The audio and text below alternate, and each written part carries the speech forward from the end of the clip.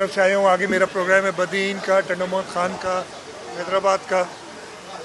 ये रेन की फोरकास्ट है जो कि ख़ास तौर पे हमारे कोस्टल बेल्ट है, बदीन, ठट्टा, सिजावल, फिर उससे आगे उमरकोट, सांगड़, थरपारकर, इसमें और कराची का शहर, इसमें ज़्यादा फोरकास्ट है रेन की। और उसके साथ साथ आपको पता है पिछले हफ्ते और 15 दिन से हमारी जो वेस्टर्न साइड है, कीरथर के पहाड़ हैं, उसमें काफ़ी बरसात हुई है जो कि मंचर और हमल लेक को भर रही है।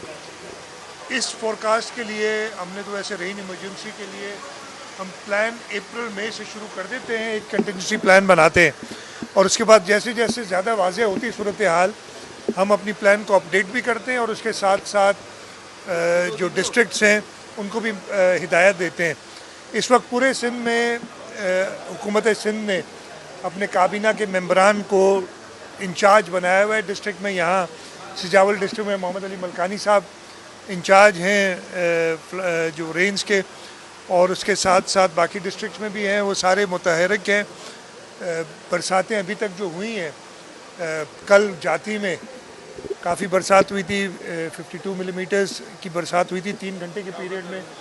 और आज भी सुबह से हल्की हल्की बारिश और कहीं थोड़ी तेज़ हो जाती चल रही है।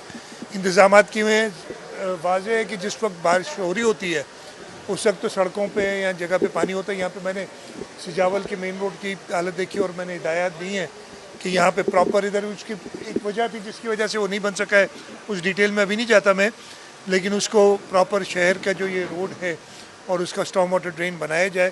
तो इंशाल्लाह ताला हुकूमत सिंध और उसके नुमाइंदे, हमारे पाकिस्तान पीपल्स पार्टी के सारे मेंबरान, पाकिस्तान पीपल्स पार्टी की लीडरशिप, बिलावल भुट्टो जरदारी साहब चेयरमैन और हमारे प्रेसिडेंट आसिफ अली जरदारी साहब की हिदायत के मुताबिक लोगों के दरमियान मौजूद हैं और इंशाल्लाह ताला कोशिश होगी कि कम से कम तकलीफ हो लोगों को।